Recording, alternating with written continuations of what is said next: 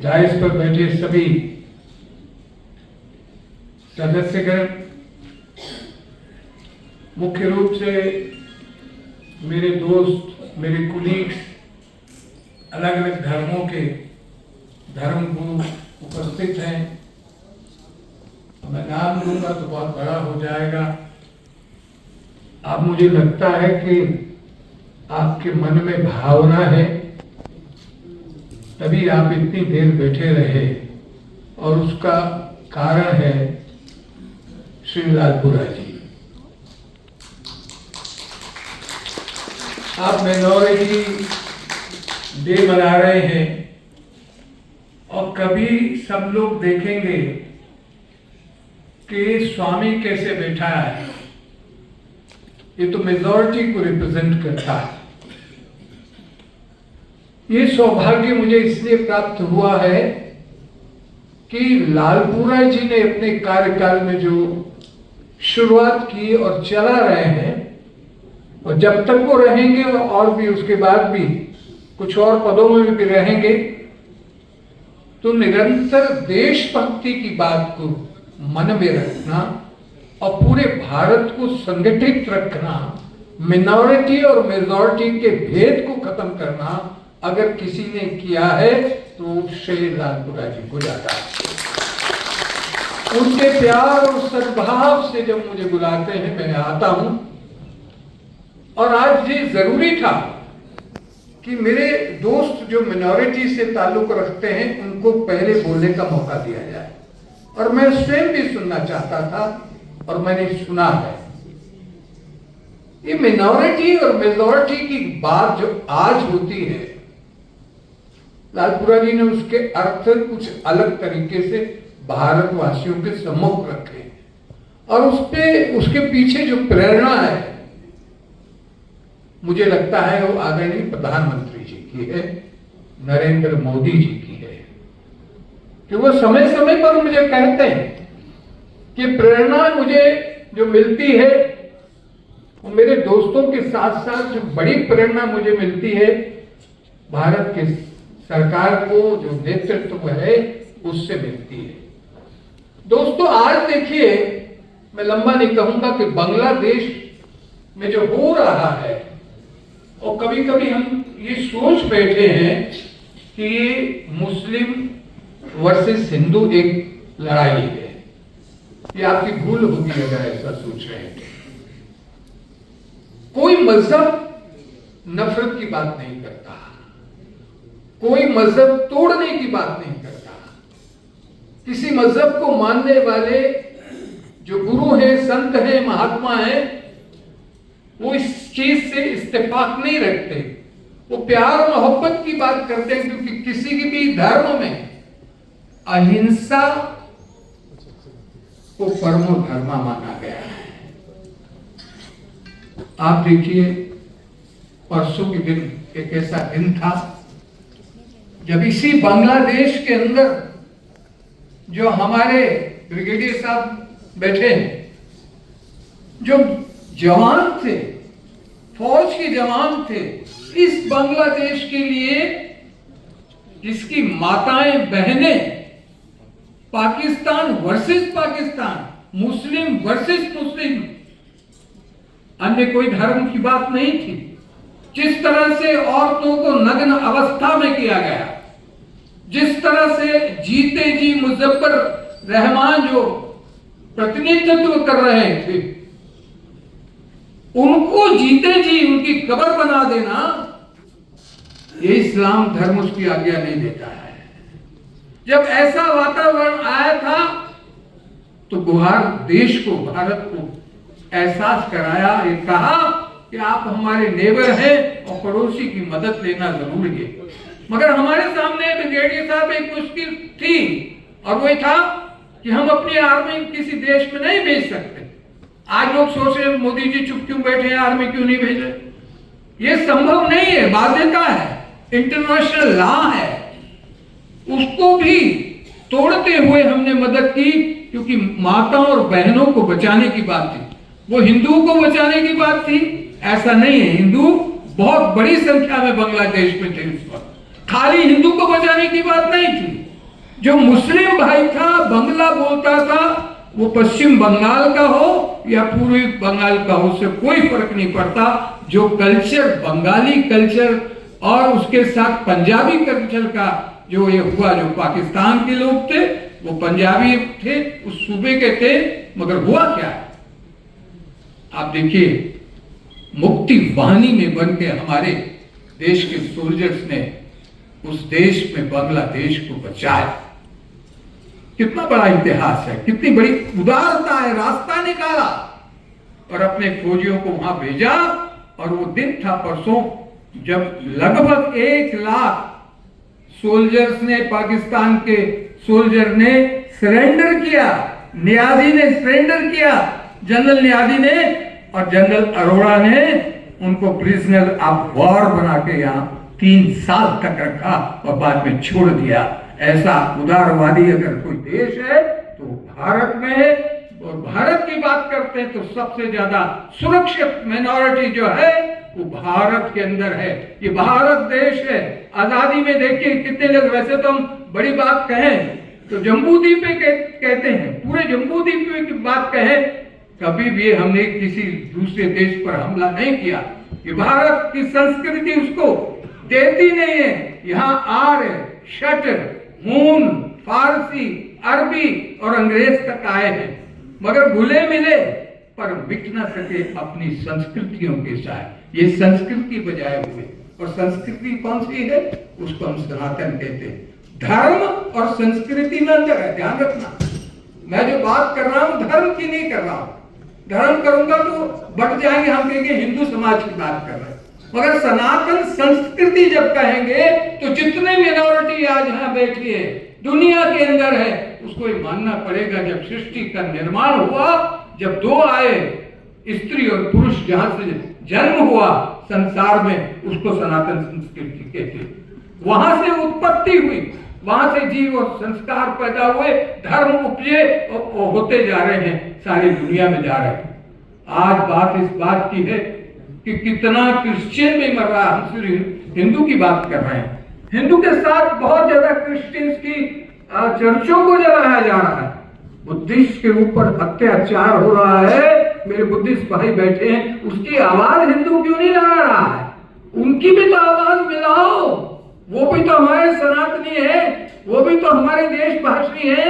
हम सब मिलकर एक बात करें कि हम एक कहें कि हम जो अत्याचार है मुस्लिम के खिलाफ नहीं, किसी पर्टिकुलर व्यक्ति के खिलाफ नहीं, हम तो कहते हैं जो नेतृत्व कर रहा है बांग्लादेश में, उसको शांति का नोबेल पुरस्कार मिला है।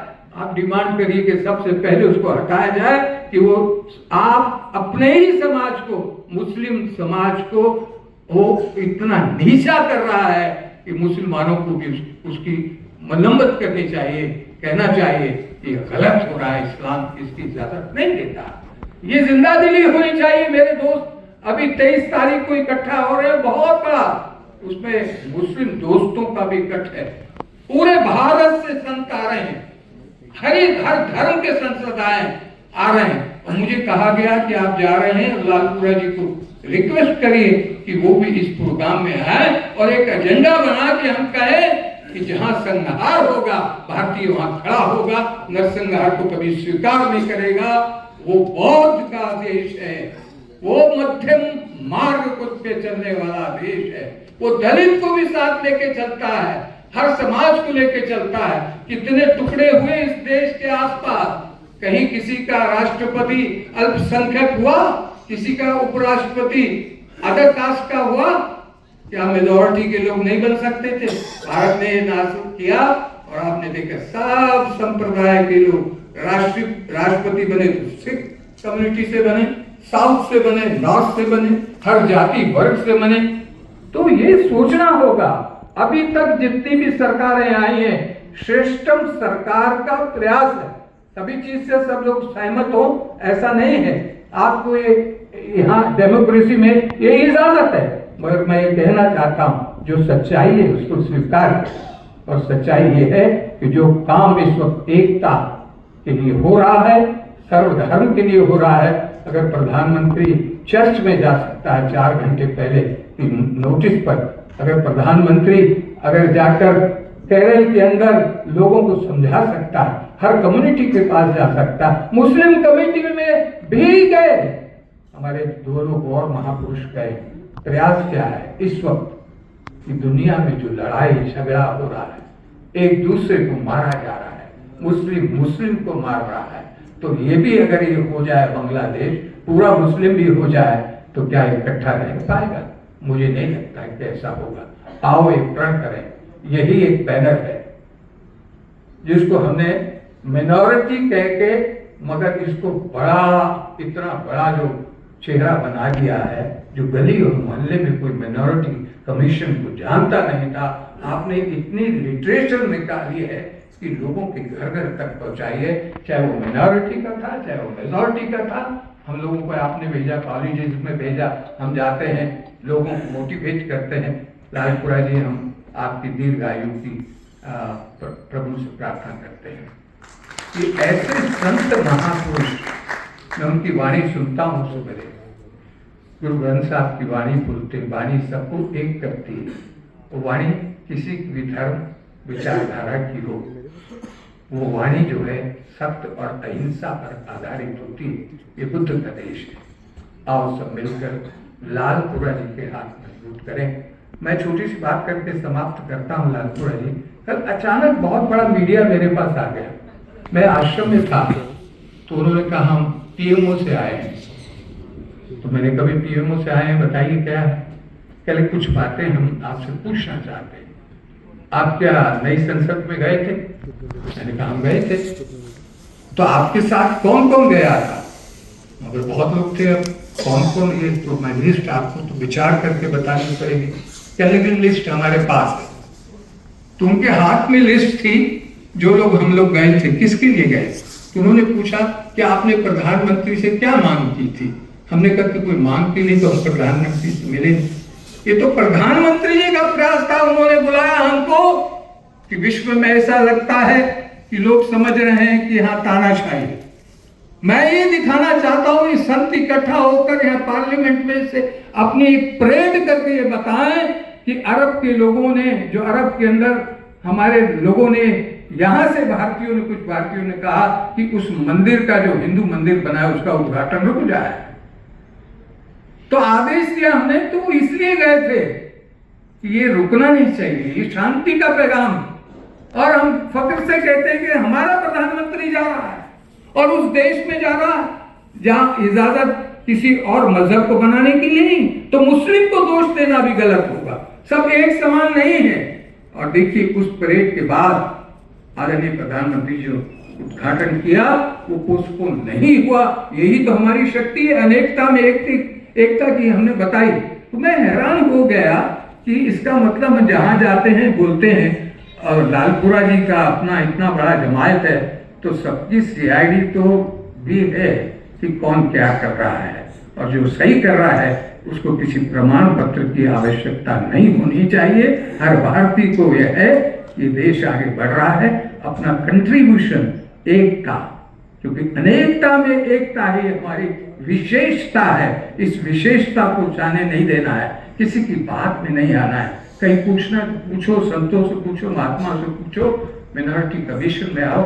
लालपुरा जी ने तो इतना बड़ा, अभी जैन साहब बहुत अच्छे से बोल रहे थे कि बहुत बड़ी समस्याएं थी जैनियों की, बहुत बड़ी, बहुत मंचों से उसको हमने किया और आपने बताया, मुझे बहुत अच्छा लगा। मैं आपकी और समाज में भी जाता हूँ, जैन समाज में, ये कहूँगा, मुझे भी मेरी नॉलेज में नहीं था कि लालपुरा जी ने इतना बड़ा काम किया है। मुझे अच्छा लगा कि लालपुरा जी रुकते ही नहीं कहीं भी। हमने इंटरनेशनल विवेकानंद की पॉलिसी को भारत में लाने का जो प्रयास किया है, पिछले साल मैं गया था, उसी को देखने के लिए गया था, और वहाँ मैंने देखा था वो पंचायत, वो ऐसा इंटरफेस प्रोग्राम जिसमें भारत का प्रतिनिधित्व नहीं होता था। विवेकानंद ने 130 वर्ष लाकर भारत की पकड़, भारत की सभ्यता, भारत की संस्कृति वहां जाके बताई। किसी पर्टिकुलर धर्म का जिक्र कहीं नहीं आता, उन्होंने भारत की बात की थी। इसलिए विवेकानंद जी के देश को लेकर जो हम यहाँ करने जा रहे हैं इंटरनेशनल कॉन्फ्रेंस, उस पर सबसे बड़ा योगदान जो है लालपुरा जी का है। प्रधानमंत्री हमारे बीच वो एक कड़ी का काम कर रहे हैं। मुझे आशा है हम लोग इतना बड़ा एकता का प्राण देंगे और प्रमाण देते हुए उससे हम लालपुरा जी की ढालेंगे। आप सब, मैं चाहता हूँ मेरे साथ रहे। आपके सबके एड्रेसेस हम नहीं चाहें। कभी कभी ऐसा होता है आप चले जाते हैं, एड्रेस नहीं लिखते, तो बहुत सारे लोग ये कहते हैं कि मुझे मिला नहीं, मैं तो आना चाहता था। कृपया आपसे प्रार्थना है और रहिए, और देश के साथ, जाति के साथ, धर्म के साथ जो खड़ा रहता है वही मनुष्य है, और मनुष्य बनकर इस देश को आगे ले जाए। जय हिंद। मैं थोड़ा माफी चाहता हूँ, आप बोर तो हो रहे हो।